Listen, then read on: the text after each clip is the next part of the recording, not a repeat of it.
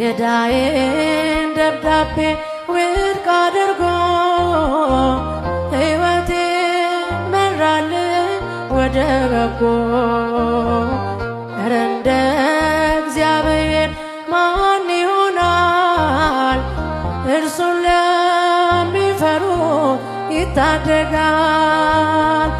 እግዚአብሔር ሥራው ድንቅ ነው፣ ለእኔ ያደረገው ብዙ ነው። እግዚአብሔር ሥራው ድንቅ ነው፣ ለእኛ ያደረገው ብዙ ነው።